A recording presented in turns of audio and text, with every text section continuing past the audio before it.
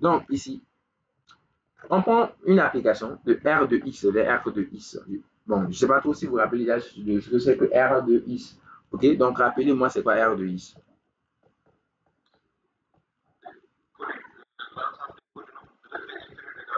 Effectivement, c'est l'ensemble des polynômes de degré inférieur à 2. Et quelle est sa dimension? Ok. Donc ici c'est 3, ou bien? Ok. Ok, bon. Ok, donc degré de pi inférieur égal à 2. Inférieur égal à 2. Et sa dimension c'est 3. Donc ça Rn. Donc ici on prend les polynômes de degré inférieur égal à 2. Ok. Donc, et on prend une application de R de X vers lui-même. Ok. Qui au polynôme P de X associe le polynôme. On va voir. Donc c'est une application en fait qui prend un polynôme et associe un autre polynôme. Quoi. Donc, voilà. Et il s'agit de voir si cette application est-ce qu'elle est linéaire. Ok. Voilà. Ensuite, de trouver justement son noyau, son image. Est-ce qu'elle est injective, est-ce qu'elle est surjective, donc des choses comme ça. Oui,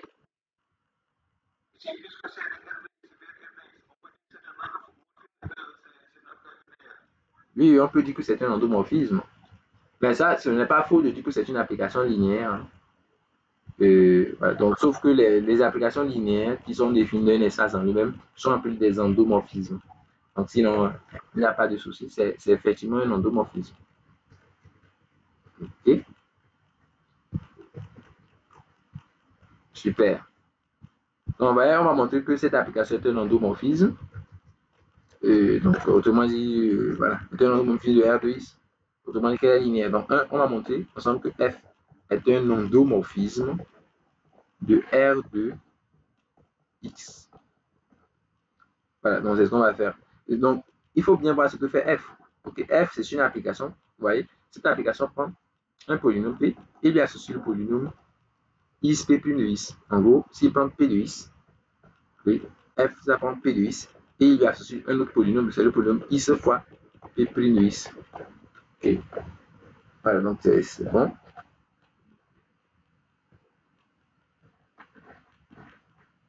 Donc, on va montrer que cette application est une application qui est linéaire.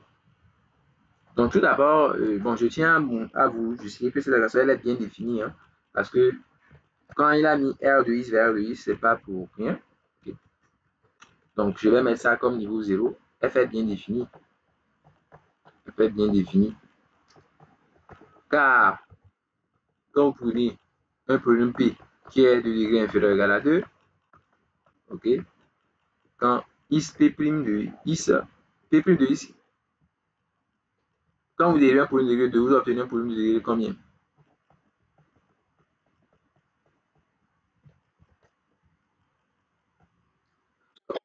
De degré 1 ou bien, donc de degré inférieur ou égal à 1. Donc, ce qui fait que quand on fait le produit, vous voyez que si vous faites comme ceci, il est dans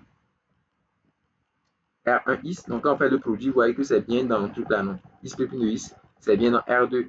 Si on fait un polynôme de degré 1, j'ai un polynôme de degré 1. Donc, les degrés vont s'ajouter, donc vous aurez dans R2. Je veux bien dire que, vous voyez que l'application F est bien de R2 dans R2. Donc, ça, c'est juste pour vérifier ça, en fait. Le fait que c'est défini de R2 dans R2, donc ça, c'est juste comme ça. Okay. Bon, maintenant, rentrons vraiment dans le vif du sujet, où il faut montrer la linéarité. Donc, vous prenez deux polynômes, et P et Q, et vous faites le travail qu'il faut faire. Donc, pour la linéarité. Donc, c'est ça l'expression. Hein. Donc, pour montrer la linéarité, je vais prendre donc deux polynômes P, Q. Donc, des polynômes dans R, voilà, R2, c'est ça, R2X. Et je vais faire le calcul de F2. Bon, je vais prendre aussi un scalaire lambda. Bon, laissons le scalaire pour le moment. Bon, pour maintenant, un scalaire lambda réel. Et donc, je vais montrer le premier point. On fait la somme. Je vais calculer F de P plus Q. F de P plus Q. Donc, ça fait F de P plus Q, ça fait quoi? Le calcul. Vous n'allez pas plaquer ça directement comme ça. Si on vous dit de montrer le fait linéaire. Oui, donc vous allez écrire X quoi? P plus Q prime de X ou bien.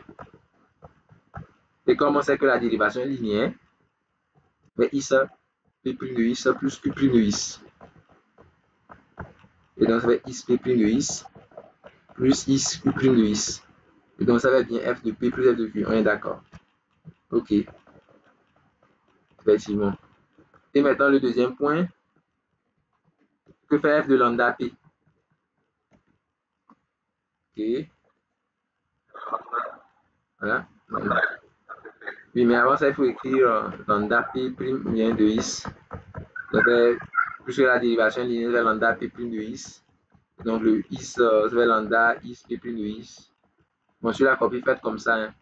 Voilà. Donc, lambda F de P. Pour bien détailler.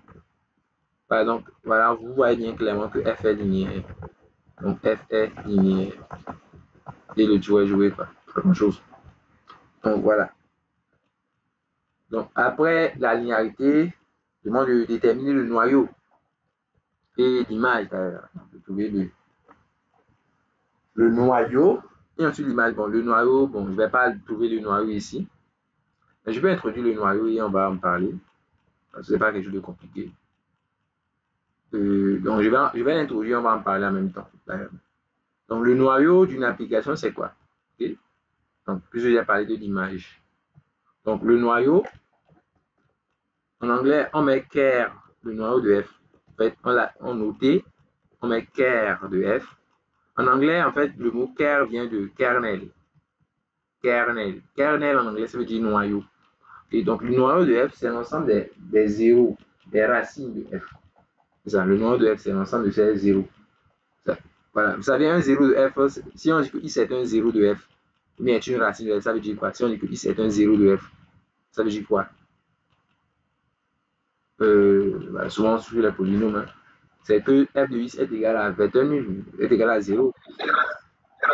Voilà, on dit aussi on dit le terme racine. Donc le noyau de f, c'est simplement qu'R de f, c'est l'ensemble des racines de f. Très simplement, c'est ça. Autrement dit, c'est l'ensemble des valeurs, autrement, c'est l'ensemble des éléments de E. Donc l'image va donner le vecteur nul de E'. En supposant que f est une application linéaire, évidemment, de E dans E'. Donc, c'est ça le noyau d'une application linéaire.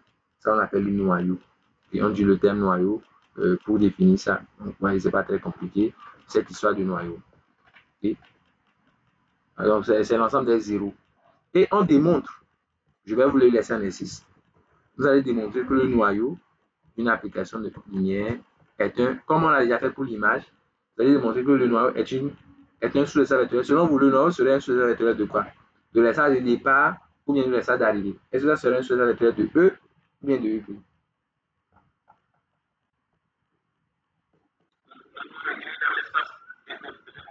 Oui, dans les salles de départ.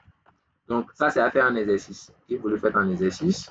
Bon, pour la prochaine fois. Vous montrez que le noyau d'une application linéaire est un sous-espace vectoriel de l'espace de départ.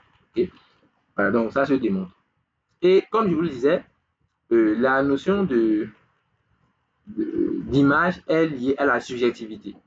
En fait, de la même façon, on peut démontrer que la notion de noyau est quant à lui liée à l'injectivité. Okay?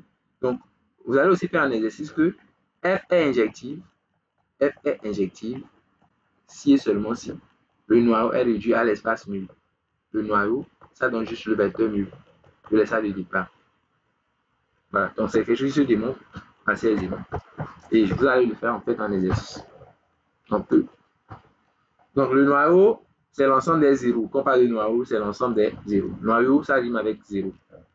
Voilà, donc ici, quand on demande de déterminer le noyau et l'image, pour le noyau, c'est simple. Donc si vous avez suivi l'explication que j'ai donnée du noyau tout de suite, voilà, par définition, quand on dit que P appartient au noyau de F, ça veut dire quoi? Si vous avez compris, vous devez le dire sans aucun souci. On demande du noyau. C'est un zéro, c'est une racine de F. Donc ça veut dire quoi?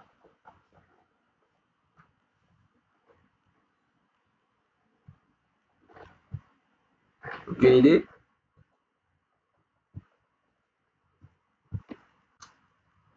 Je vous montre un peu plus haut, on va un peu clarifier la notion du noyau là. Donc un peu plus haut, j'ai dit que le noyau de F, c'est l'ensemble de ces zéros. Autrement dit, quand est-ce un élément dans le noyau? Quand on dit qu'un élément dans le noyau, ça veut dire quoi? Si on dit que X appartient à Ker de F, ça veut dire quoi selon vous qui complète? Ça signifie que quoi? F de X égale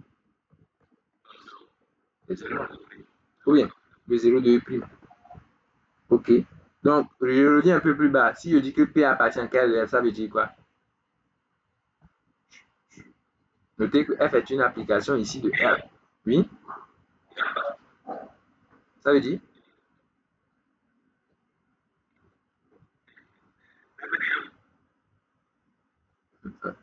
Ça chauffe?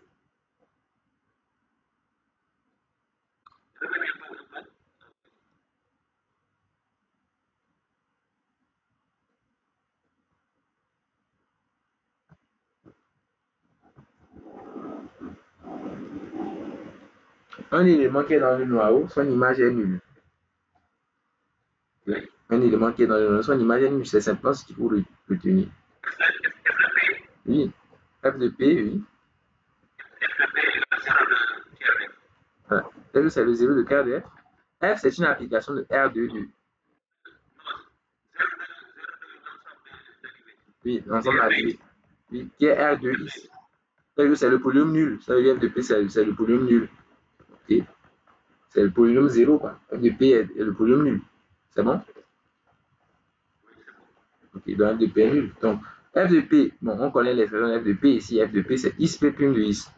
Ça veut dire que Is P' de Is est nul.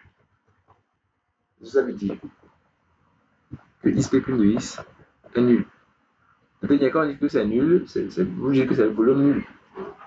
C'est pour dire, donc celui qui va résoudre ça, il dit que n'allez pas écrire, par exemple, celui qui écrit Is égale à 0 ou P' de Is égale à 0. Je sais que la plupart d'entre vous, c'est ce que vous allez mettre. Donc je le mets bien. Et je le mets bien, puis je barre en rouge. Parce que c'est faux. Voilà. Il faut que vous compreniez bien ce que ça veut dire la ligne qui est en haut. La ligne qui est en haut veut dire que le polynôme là, il est nul. Et pour que vous le compreniez bien, je vais ajouter le quel que soit Is en grand R. C'est pour vous dire que ceci est nul pour tout Is. Ok? Donc, si on dit que c'est nul pour tout Is, vous ne pouvez pas dire que Is égale à 0. Genre, je dis que Is P' de Is est nul pour tout Is en grand R. Et vous voyez. Donc, quand vous avez ce genre d'égalité, n'allez pas dire que la Is égale à 0 ou. Mais si vous cherchez un X pour lequel ça marche, d'accord, dans celui qui résout cette équation, il va X comme inconnu. Et vous voyez. Donc, tout dépend de ce que vous appelez inconnu. Ici, l'inconnu n'est pas X. Ok? L'inconnu n'est pas X. L'inconnu, c'est P. L'inconnu, c'est P. Il ne s'agit pas de discuter suivant, de trouver le X qui marche, non. Il ne s'agit pas de trouver le X qui marche. Vous suivez, ce qu'on cherche, c'est P. Cette propriété, quand je dis que ceci est égal à 0, c'est que je veux que c'est égal à 0 pour tout X en grand R. Donc, ce que je cherche, n'oubliez pas, c'est P. C'est P que je cherche. C'est compris? Donc, vous allez chercher le polynôme P qui vérifie cette condition, en fait. Vous allez chercher un polynôme P qui vérifie cette condition. Donc, X, P, P, X qui est nul pour tout X en grand R. Donc, si on me dit que ceci est nul pour tout X en grand R, qu'est-ce qui doit être forcément nul? Parce que c'est comme si on vous disait que, oui, vous dites, c'est P'. On est d'accord? Si on dit que ceci est nul pour tout X en grand R, c'est forcément P' X qui est nul. Parce qu'on a dit pour tout X en grand R. Pour tout X en grand R. Donc, voilà, c'est forcément P' X qui est nul. C'est forcément P' X qui doit être nul. Donc forcément, P' de X est donc égal à 0. Notez bien pour tout X en grand R. Donc, si on dit que P' de X est nul pour tout X en grand R, qu'est-ce que ça veut dire? Quelle information ça nous donne sur le polynôme P?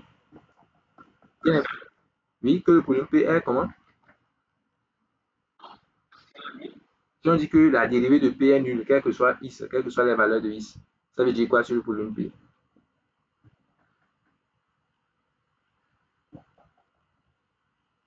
Une idée?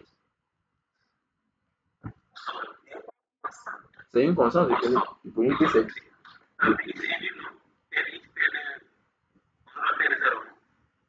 P de 0. Ça veut dire que P est une constante. Un polynôme dont la dérivée est nulle, pour toute valeur possible, c'est le polynôme nul. C'est bon? Et qu'est-ce que je dis là? C'est le polynôme constant. C'est le polynôme constant. D'accord, donc ça veut dire que P est constante. Et donc P,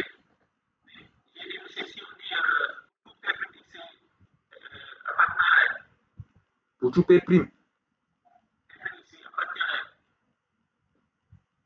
je n'ai pas compris.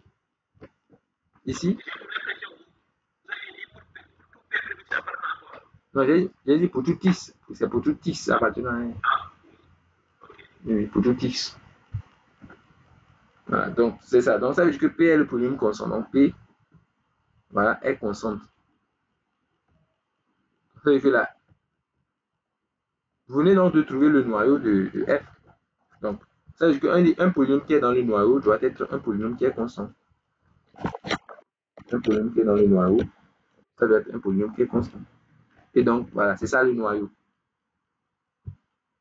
Donc, je vous laisse faire la suite, je pense. Le noyau de F ici, c'est l'ensemble des polynômes constants. C'est l'ensemble des polynômes constants. En gros, c'est l'ensemble des polynômes constants. C'est ça le noyau, quoi. C'est l'ensemble des polynômes constants. Et c'est ça le noyau ici. Donc, je vous laisse chercher l'image, l'injectivité et la subjectivité pour la prochaine séance. Donc, s'il n'y a pas de questions, on va s'arrêter là pour aujourd'hui.